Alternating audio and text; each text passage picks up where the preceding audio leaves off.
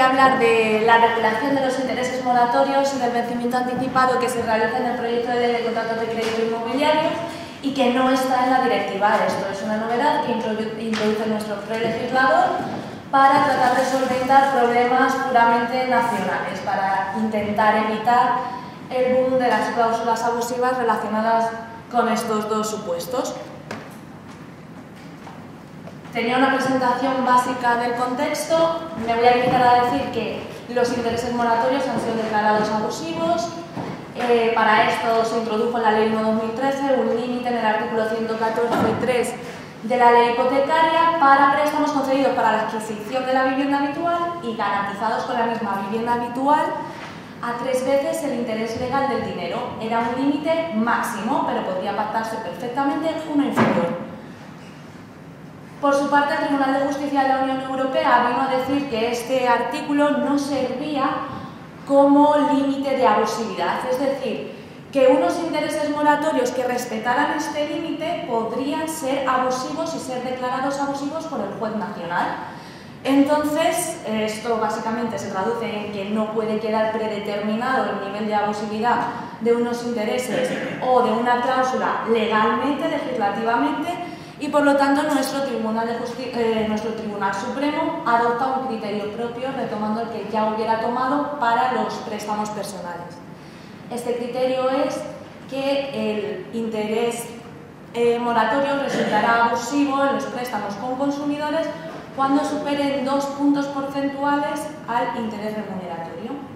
Esto que tenía lógica en los préstamos personales, porque lo que hace es copiar la mora procesal del artículo 576 de la ley. Esto tenía sentido en los préstamos personales porque la justificación que hacía en 2015 de la adopción de este criterio era: como en los préstamos personales el interés remuneratorio ya es alto, pues entonces no tiene sentido que tomemos como el artículo 576 de la ley el interés normal del dinero y adicionarle 2 puntos, sino el interés remuneratorio que ya es alto. Pero esto no sucede en los préstamos hipotecarios. En los préstamos hipotecarios el interés es bajo. Por lo tanto, se producen situaciones como la que veremos después. Bueno, el proyecto de ley omite cualquier referencia a la doctrina del Tribunal Supremo y introduce su propio criterio, que es el mismo que había metido en el artículo 114 de la ley hipotecaria, pero matizando que va a ser para préstamos y créditos contratados por personas físicas garantizados con hipotecas sobre el bien inmueble de uso residencial. Ya no tiene que ser concedido para adquirirlo, no tiene que ser la vivienda habitual y en general para cualquier persona física. No se habla aquí de garantes ni de fiadores, etc. Y será una norma imperativa por la que los intereses moratorios serán sí o sí 3 veces el interés legal del dinero y no, como establecía antes el artículo 114, un máximo de 3 veces el interés legal del dinero. ¿Cuál es la consecuencia de que se introduzca esto como norma imperativa? Sacamos las cláusulas de vencimiento anticipado del control de abusividad. El artículo 1.2 de la Directiva de Cláusulas Abusivas, la 93/13, establece el principio de presunción de la adecuación de la normativa nacional al régimen de cláusulas abusivas y la normativa europea. Por lo tanto, si nosotros introducimos como una cláusula imperativa, como un régimen imperativo de intereses moratorios, 3 veces el interés legal del dinero, esta cláusula no podrá ser nunca sometida al control de abusividad. Está excluida del ámbito de aplicación de la Directiva 93/13. Y lo dice así la exposición de motivos tanto del anteproyecto, que lo decía con mayor claridad, como del proyecto actual. La del anteproyecto decía específicamente: se establece normas imperativas para los intereses moratorios y para el vencimiento anticipado con el objeto de impedir la existencia de cláusulas abusivas. Por lo demás, como se ha venido diciendo, esta regulación no aplica a préstamos que hubieran sido suscritos con anterioridad a la entrada en vigor de la norma proyectada, salvo que fueran objeto de subrogación o novación, en cuyo caso estos préstamos deberán amoldarse a la norma. A esto se opone en su informe el Consejo General del Poder Judicial al anteproyecto, indicando que debería aplicarse retroactivamente a los préstamos que se hubieran constituido antes para los intereses moratorios que nazcan, que se devenguen tras la entrada en vigor de la norma. A modo de comparativa con lo que teníamos, podéis observar directamente al final en el ejemplo que con el artículo 114.3 de la ley hipotecaria tras la reforma por la ley 1/2013, el interés máximo que podría pactarse en 2007, estando el interés normal del dinero en el 3%, sería del 9%, pero no había ningún impedimento que fuera inferior. Según la jurisprudencia del Tribunal Supremo, hoy por hoy, en un préstamo de este tipo que fuera Euribor más un 1%, estando el Euribor en negativo, los intereses máximos moratorios que podrían pactarse serían del 2,83%. Es decir, según la doctrina del Tribunal Supremo, por lo que decía de que los intereses remuneratorios en un préstamo hipotecario no son altos, que era la base para adoptar ese criterio, la mora que se retribuye en estos casos ni siquiera llega al interés legal del dinero. Bueno, pues lo que quiera con el proyecto de ley es que será el 9% si se devengaran ahora. ¿Es oportuno el criterio? La directiva exigía que el recobro de los daños y perjuicios ocasionados por la mora del deudor no pudiera ser excesivo en relación con este daño y perjuicio, es decir, los intereses moratorios tenían que responder al resarcimiento de los daños ocasionados al prestamista.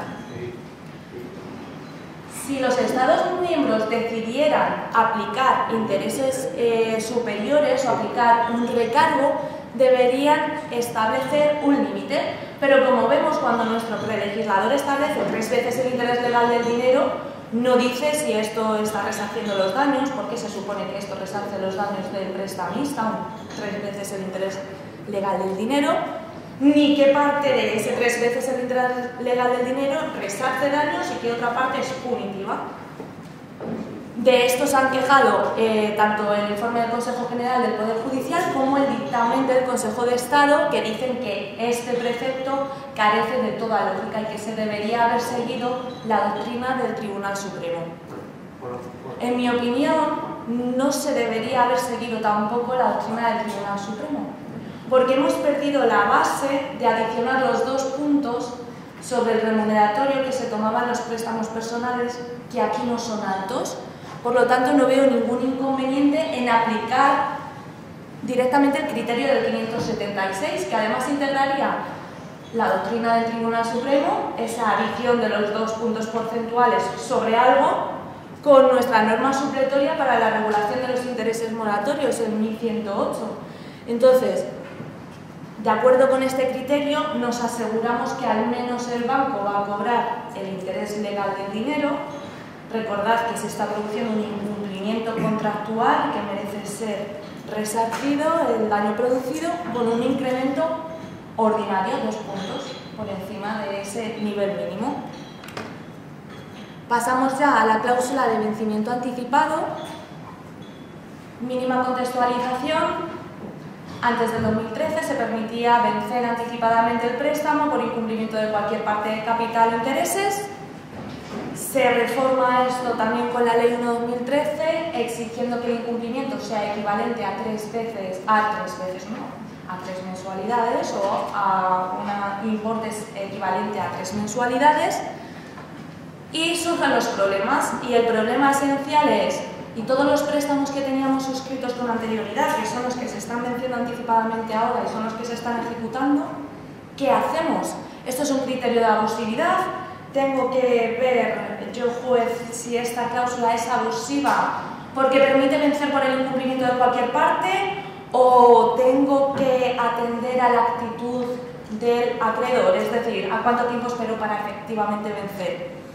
Y lo que viene a decir el Tribunal de Justicia de la Unión Europea es que el artículo 693 nuevamente no es un criterio de abusividad y que tiene que ser interpretado La cláusula tiene que ser interpretada conforme a su literalidad, pese a que se tomen en consideración diversas consecuencias concurrentes o circunstancias concurrentes. Esta doctrina es asumida por el Tribunal Supremo, salvo que el Tribunal Supremo comprende que lo mejor para el consumidor, lo que más le protege para el mercado y para los prestamistas es que se le ejecute. Recibe muchísimas críticas y plantea una cuestión prejudicial autocuestionándose. Y en estas circunstancias llega el artículo 22 del proyecto. Nuevamente se regula como norma imperativa para evitar que estas cláusulas puedan ser objeto del control de abusividad. Y aquí sí tenemos ya mención de prestatario, fiador, garante, en general el ámbito de aplicación de la propia directiva. Y para que pueda vencerse anticipadamente el préstamo, deberá requerirse de pago al prestatario y concederle 15 días para que efectúe el pago. Resulta sorprendente que se haya caído lo mejor que tenía el artículo 15 del anteproyecto, que decía, con ofrecimiento de negociación de modificación de las condiciones del préstamo, que es el conocido principio de tolerancia razonable que prevé la propia directiva. La directiva indica que antes de ejecutar, los prestamistas deben mostrar una tolerancia razonable y, según los considerandos, esto viene a traducirse en la necesidad de que ofrezcan mecanismos para evitar la ejecución, como refinanciaciones, aumentos de plazo, etc. Bueno, pues la única previsión que teníamos de aquella manera se ha caído. Por lo demás, el incumplimiento ya no va a ser este equivalente a 3 mensualidades, sino que vamos a distinguir entre que el incumplimiento se produzca en la primera mitad de la vida del préstamo o en la segunda mitad. Si es en la primera mitad de la vida del préstamo, se vencerá anticipadamente cuando el incumplimiento equivalga a un 2% del capital prestado. Y en el primer punto sí que os copio el artículo entero porque es curioso cómo está redactado. 2% del capital y acto seguido. Se considerará cumplido este requisito cuando las cuotas vencidas y no satisfechas equivalgan al impago de 9 plazos mensuales. Este equivalgan quiere decir que no tienen que ser consecutivas, no tiene que ser un incumplimiento de 9 cuotas enteras, pueden ser cuotas parciales que entre todas ellas sumen 9, o un número de cuotas equivalente a 9 mensualidades. Imaginaos que las cuotas no fueran mensuales sino trimestrales, pues que al final sean 9 meses. Pero, ¿y esto quiere decir que entonces se puede vencer cuando se incumpla, se impague un 2% del capital prestado? ¿O cuando haya pasado 9 meses? ¿O cuando el importe sea equivalente a 9 meses? Porque las cifras no son coincidentes. Por lo demás, si el incumplimiento se produce en la segunda mitad del préstamo, la tolerancia al incumplimiento es mayor porque ya este prestatario ha demostrado ser solvente y cumplir mucho tiempo, por lo que debemos ser más razonables con él. En ese caso, el incumplimiento debe ser equivalente a un 4% del capital prestado o que sea un impago equivalente a 12 cuotas mensuales. Respecto a si el porcentaje o el número de impagos es alternativo, es conjunto, es subsidiario, uno hace que se cumpla el otro, etc. En el esquema que subió el Gobierno a la página web de la Moncloa presentando esta nueva ley hipotecaria, se tratan como alternativos. Se dice que el impago supere tal porcentaje o no sé cuántas cuotas. Aquí podemos ver brevemente una comparativa. Si tuviéramos en mente un préstamo hipotecario por 200.000 euros a un interés fijo del 1,5% y a 30 años, la cuota mensual sería 690 euros. Con lo que teníamos hasta ahora en el artículo 693 de la Ley de Enjuiciamiento Civil, podría vencerse anticipadamente por un incumplimiento de 2.070 euros. Con lo que estaba previsto en el anteproyecto de ley, que no se preveía el número de cuotas, sino porcentajes, que por lo demás han sido reducidos, o sea, hemos ido perdiendo en cada una de las redacciones del anteproyecto hasta el proyecto, se preveía un 3% sobre el capital prestado o un 5% del capital prestado. Es decir, se podía vencer por incumplimientos de 6.000 euros o 10.000 euros, dependiendo del momento en el que nos encontráramos. ¿Y qué es lo que prevé el proyecto actual? Pues que se pueda vencer por el incumplimiento de un 2% del capital prestado, es decir, 4.000 euros en nuestro supuesto, o de 9 cuotas, si se produce en la primera mitad, que son 6.200 euros. En un préstamo como este, 200.000 euros, solamente sería igual 9 cuotas a un 2% si el préstamo fuera gratuito, sin intereses y a 40 años. Entonces, no se ve exactamente bien cuál es la relación entre 9 cuotas y un 2% o 12 cuotas y un 4%, salvo que esté previendo la reducción de las cuotas como consecuencia de amortizaciones anticipadas en las que no se reduzca el plazo, por lo tanto la cuota va reduciéndose y podría ser mayor esta suma de cuotas. O en caso de que se produzca en la segunda mitad de la vida del préstamo, 4% del capital prestado o 12 cuotas, es decir, 8.000 euros o por incumplimiento de 8.200. Aquí la proporción se reduce. En consecuencia, considero que el hecho de que se esté regulando estos aspectos por norma imperativa no tiene ninguna otra finalidad que excluir estas cláusulas de control de abusividad, crear puertos seguros para la banca, como ya se ha venido repitiendo, como sucede con el control de transparencia.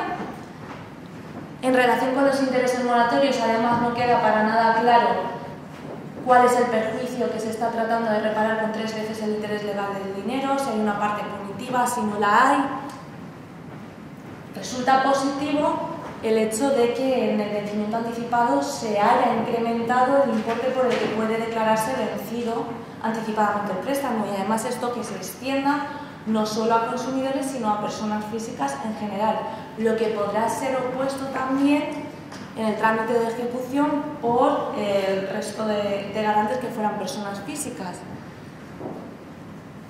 Ahora bien, ¿por qué no se ha incluido nada relativo a la tolerancia razonable que debe mostrar el prestamista antes de iniciar la ejecución? Esta es una de las grandes cuestiones y otro de los grandes ausentes del proyecto.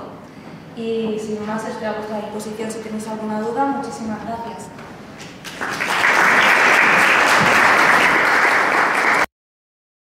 Muy bien. Gracias. Qué bien te ha quedado eso de mínima contextualización, ¿eh? Para contar la historia, ¿eh? Cuando te lo tenía prohibido. Mínima contextualización. Es que le ha quedado bien, ¿no? Oye, le voy a hacer pero antes de hacer una observación, ¿me puedes decir cuál es la sentencia del Tribunal de Justicia que dijo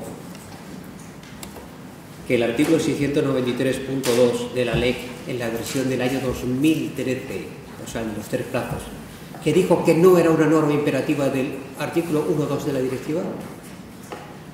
La de 21 de enero de 2017, 21 o 26, porque ya me llevo la de la cláusula suelo del IPC.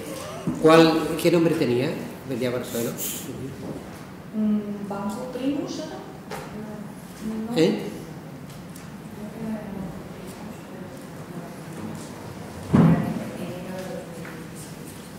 Era enero de 2017. Es anticipado de enero de este año. La que dijo que, por tanto, el 693.2 no era norma imperativa en el sentido del artículo 9. Vale. No, es que me interesaba porque ahora viene la aclaración. Como tú bien dices, el artículo 22 está formulado como una norma que no requiere la existencia de cláusula. Y está formulado, dice, perderá el beneficio del plazo. Toma ya. De tal manera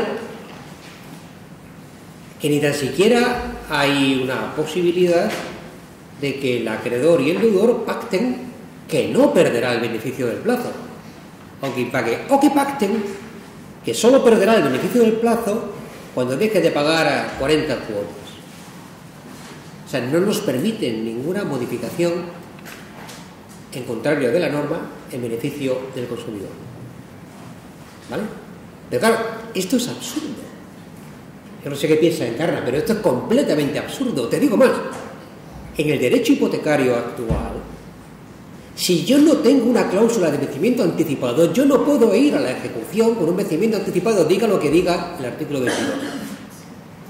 Ahora bien, si se ha hecho esto para eludir lo del juego de que sí, vale, tiene 14 plazos, pero como sigue siendo abusiva porque lo dice el juez, pues la brada. Pero es que yo creo que la fórmula del 693.2 era una norma imperativa. Ya te lo he dicho yo, he hablado contigo muchísimas veces sobre ese tema. Imperativo no es lo que es imperativo en el supuesto de hecho, sino lo que es imperativo en la consecuencia jurídica. Es decir, si pactas un vencimiento anticipado, no puedes pasar de eso. Eso es lo que hace la norma imperativa, la consecuencia, no en el supuesto de hecho, el si pactas. De tal manera que voy a comprobar otra vez esa sentencia porque es que me resisto a pensar que el Tribunal de Justicia lo haya dicho en estos términos. No lo ha dicho en esos términos. De hecho, el Tribunal de Justicia se equivocó. Lo dijo el abogado general en sus conclusiones, pero el Tribunal de Justicia de la Unión Europea lo que vino a decir es... Yo te ruego que me aclares en qué términos lo dijo, para no tener que buscarlo yo. ¿Qué dijo el Tribunal de Justicia? Porque es que dijo lo siguiente, dijo: esta cláusula no es imperativa, asumió que no era imperativa sin entrar más al fondo, y lo que dijo es: esta cláusula no se acomoda a la redacción del artículo 693 y por lo tanto está absolutamente sujeta al control de abusividad. Pero el Tribunal de Justicia de la Unión Europea está contrastando una cláusula redactada antes de la Ley 1/2013 con No, pero eso es otra cosa. Alicia, es que este es un tema muy importante porque yo sé que tú has insistido mucho en eso y creo que no consigo convencerte de lo que es una norma imperativa, ¿no? En el sentido de la directiva. En el sentido de la directiva, bueno, Alicia es una mujer que es una magnífica intelectual, pero cuando se enroca en una cosa, es decir, si yo te lo digo, la cláusula en virtud del cual yo te puedo cobrar interés moratorio no puede pasar del 12%, según ella no es norma imperativa, porque el supuesto de hecho no lo es, aunque no sea la consecuencia. Yo creo que sí, claro. Por eso no tengo que comprobar la sentencia, es que ahora evidentemente, antes del año 93, las cláusulas hipotecarias ninguna tenía los 3 plazos, porque la ley hipotecaria decía que el tío podía hacer el préstamo cuando quisiera.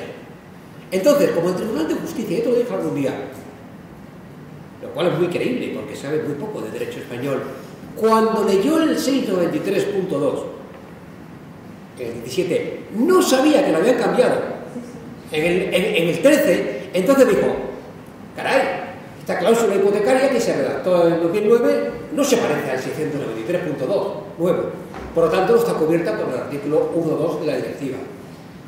¿Vale? Lo único que pasa es que efectivamente el tribunal leyó mal, es decir, leyó la ley nueva porque no sabía que había una modificación, como en general el Tribunal de Luxemburgo ignora nuestro derecho hipotecario, ¿no? O sea, por tanto, cuando hay modificaciones legales sabes que va a meter la mano. Pero bueno, todavía eso se puede creer, pero lo que no pudo haber dicho nunca es que esa norma, la 693 al 92, no sea una norma imperativa. Es decir, no sé, pero si en cambio tú lo has creído que ha dicho eso, también lo ha creído... Ya no digo más quintos porque es amigo de Alberto. También lo han creído los redactores de la ley porque han puesto la tontería del perderá inmediatamente. Lo cual tiene gracia, ¿sí?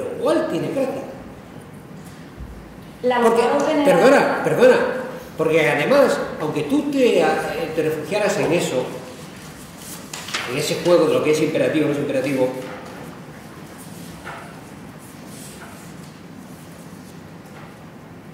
tendrías que decir entonces que en el artículo 3, cuando habla del carácter irrenunciable de estas normas, tú de eso vas a tener que hablar en el comentario, porque es parte que te toca. Tendrás que decir, las disposiciones de esta ley tendrán carácter imperativo, no siendo disponible para la parte contratante, aunque mejore la posición del consumidor. ¿Tú crees que vas a poder decir eso en el artículo 3? Esta norma es imperativa, aunque el pacto en contrario mejore la posición del consumidor. O sea, ¿alguien podrá en su sano juicio decir que este es el alcance del artículo 3?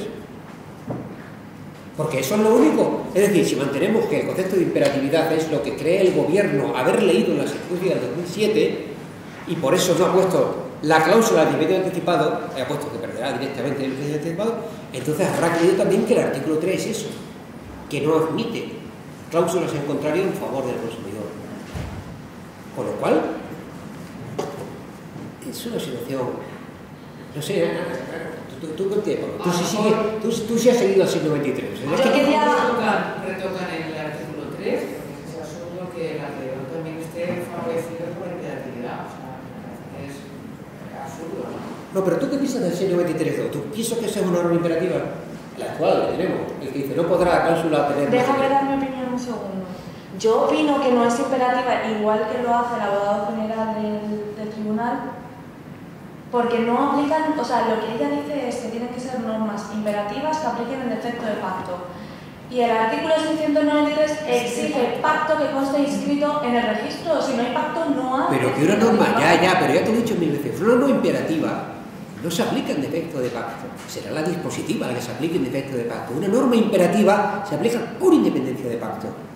Por lo tanto, no es porque el artículo 693 requiera pacto por lo que la norma no puede ser imperativa, sino al contrario, es porque pone un límite máximo por lo que la norma no puede ser dispositiva. Pero el 693 no imponía ningún límite máximo. Por cualquier parte del capital, eso es un límite máximo. No, estoy hablando del 693 versión 2013. A ver si nos entendemos. Versión 2013.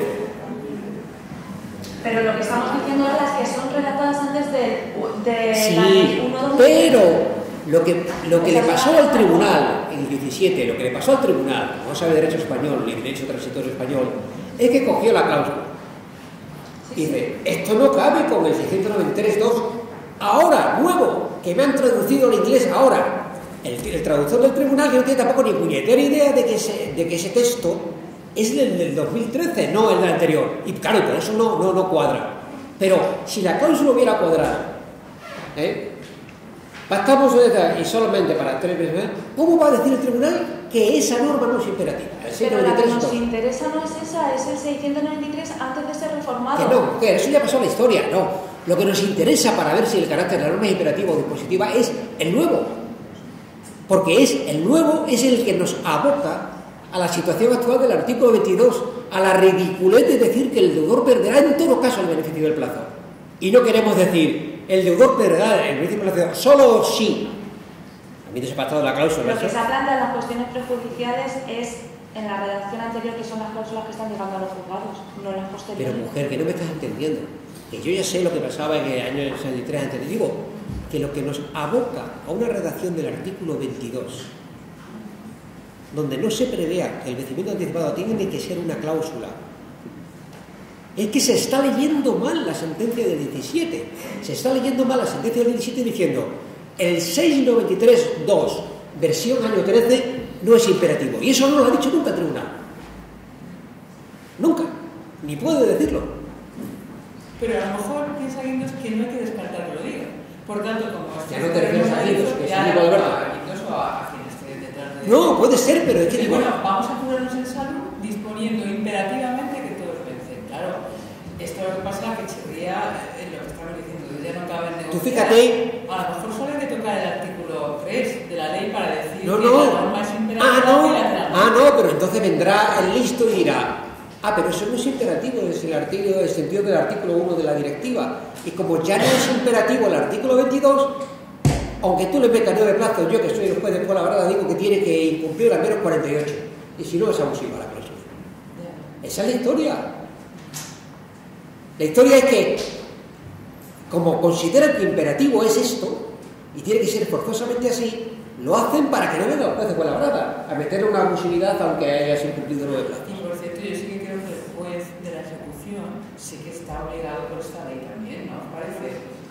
No, quiero decir, aunque me haya cargado la cláusula de vencimiento anticipado, diga, no hay, porque era abusivo y demás. Ahora llega la ley, la norma me permite vencer anticipadamente el préstamo a la ejecución. Tiene que pero también antes, ¿no? Antes cuando venía, antes si después de... la cláusula estaba anulada, pues no existía. Pero que no estaba anulada. O sea, el 693.2, versión de 2013, nunca estaba anulado.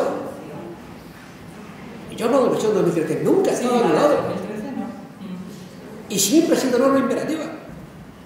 O sea, ¿cómo no va a ser norma imperativa? Yo creo que me vuelvo loco cuando leía que hay algo del Estado. Y cuando me decía Alicia, dice, no, que decía el Tribunal de Luxemburgo que el N23 2 no es un operativo. Digo, bueno, claro, entonces nos vemos a... Fijaros qué consecuencia, y yo ya con esto acabo, se derivaría de que para que el régimen de vencimiento anticipado fuera norma imperativa tuviera que estar redactado como el 22 o el 129 bis, que dice lo mismo, de la ley hipotecaria. Fijaros qué consecuencias se daría.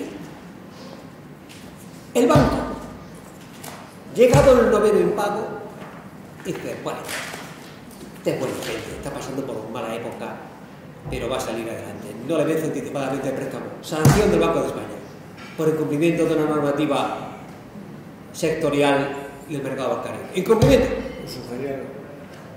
Sí, claro. Nada, simplemente.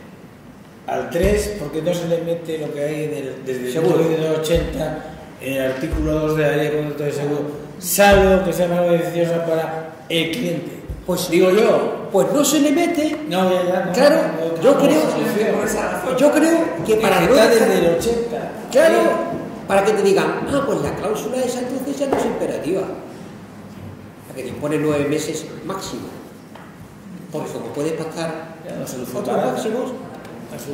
No, insisto, pero sí que hemos tenido este asunto dando la matraca tanto con el 114.3 como el 693.2, ¿no? Y hay jueces que entienden que, efectivamente hay jueces en España que entienden que esas normas no eran imperativas. Y por lo tanto, cuando dicen ellos no es imperativa, quiere decir que yo puedo declarar abusiva cualquier cláusula aunque cumpla la norma, porque no es imperativa en el sentido del artículo 1 de la directiva. O sea, esa es la malicia del sistema.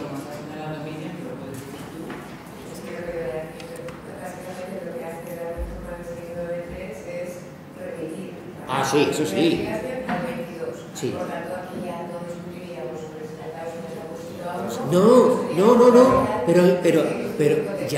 Pero eso no podemos permitirlo los juristas, igual que no podemos permitir, como yo decía antes, que después de esta ley las multidivisas vayan todas al cubo de basura. No debemos permitir una interpretación de la ley que diga que el vencimiento anticipado no es una cláusula. Es que no podemos permitirlo como jurista. Mire usted, si todo es bueno para el consumidor si es una cláusula, porque como no puede pasar esto, lo más que puede hacer es o repetir la norma o ponerle en una posición más.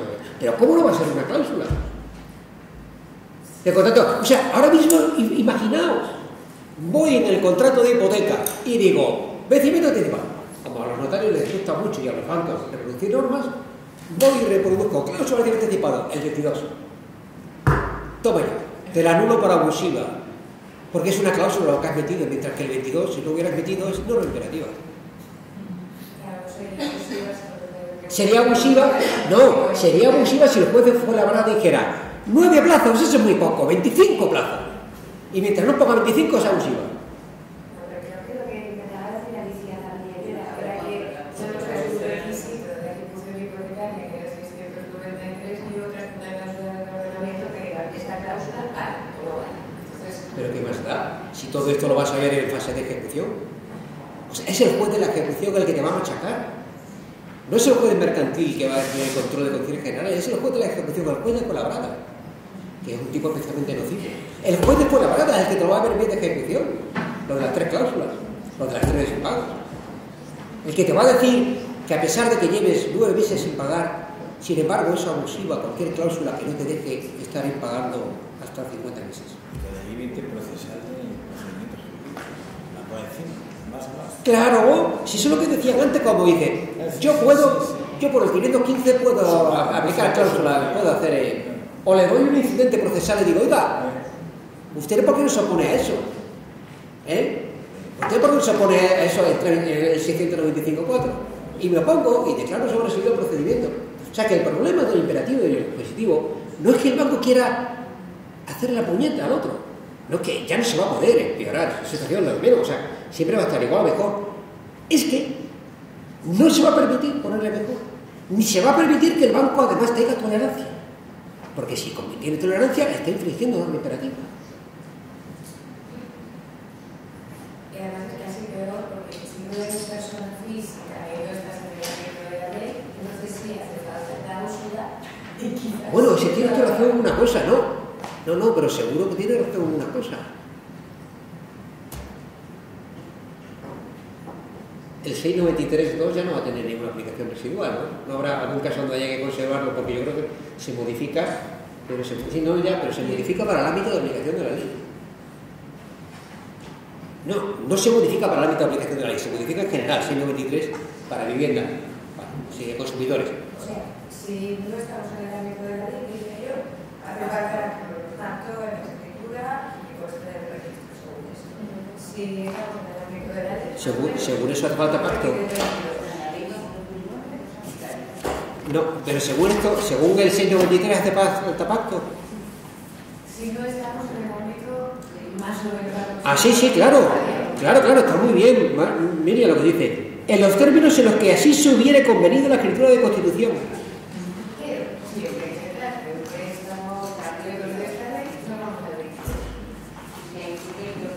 Con lo cual, en el 693 sigue exigiendo que haya cláusula. Como es lógico.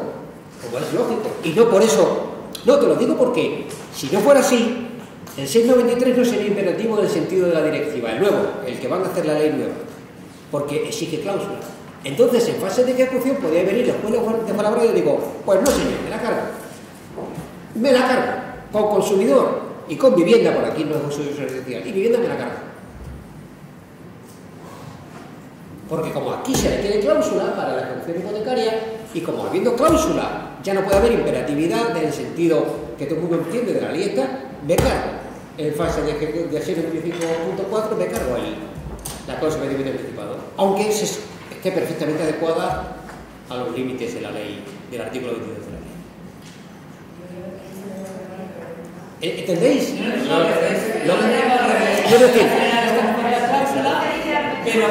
No, pero yo pregunto, es que Alicia, yo se lo he contado muchas veces y yo creo que no me he entendido. Digo, pero ¿se entiende lo que digo? O sea, ¿cuál es el problema? Todo el mundo. Vamos a ver, si la cláusula reproduce literalmente una norma que es imperativa, no cabe control.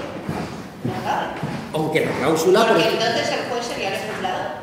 Aunque para aplicar la norma se requiera cláusula. Aunque para aplicar la norma se requiera cláusula. Eso yo lo veo clarísimo. Lo que pasa es que el Tribunal de Justicia de la Unión Europea la prepara con el 114, con los intereses, diciendo que lo legal puede ser abusivo. ¿Y cómo? Se lo dijo. ¿Y qué hizo con el 1.2 de la ley directiva? Pues ni siquiera se planteó en el caso del 114.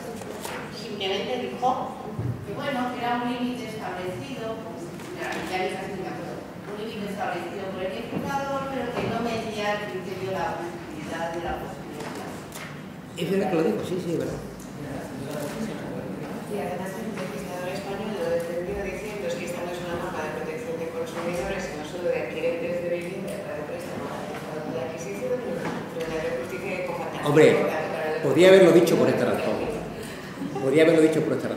En el momento en que se trató esta cláusula que estamos viendo, no estaba vigente el 114.3. No puede haber una cláusula que esté acomodada a norma imperativa cuando la norma ha llegado después en el tiempo. Eso es lo que debería haber dicho el tribunal. Pero de nuevo decir que eso no es norma imperativa, es que claro.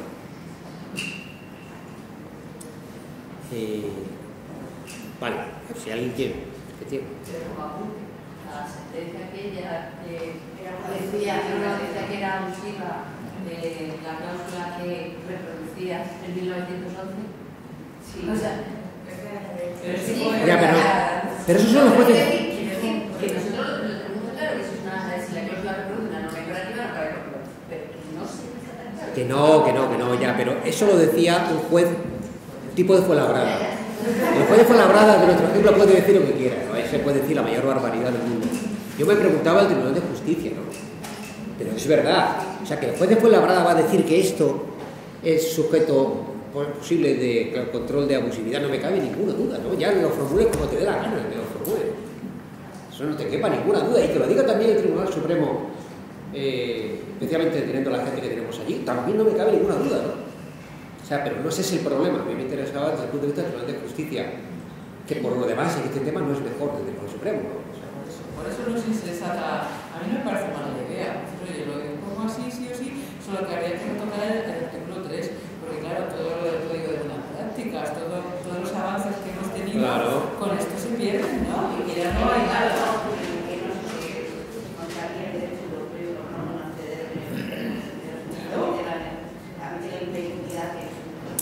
Entonces, que nos llevarían a Europa por otras razones. ¿Cómo que aquí no se renegocia nada? Sí.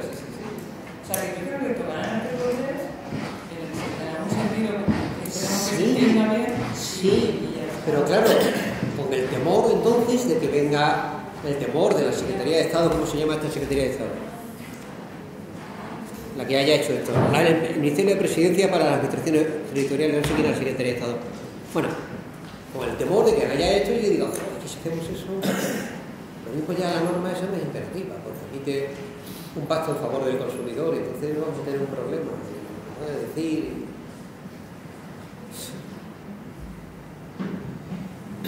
es que imaginado, ¿no? Y ya de verdad, antes de dar la palabra a quien quiera para despedirnos y agradeceros esto, el 130 de la ley hipotecaria, que tú ya sabes mejor que nadie, dice: solo se procederá a la ejecución de los términos contenidos en el título. Pues yo, como en el título no pongo una cláusula de vencimiento anticipado, voy de narices. No, hombre, pero eso está en la ley imperativa. No, los términos contenidos en el título. También está en la ley imperativa. Ahora entiende que el 130 está modificado por ley posterior, porque si no, esto es una locura. Y por tanto, tiene que completarse, cuando dice la norma eso, dice también, oye, la norma ha cambiado, ahora tengo una cosa legal para ejecutar mi derecho de hipoteca en el foro que corresponda. De hecho, si no... Puede, sí. No, el 29 bis sí, pero ese...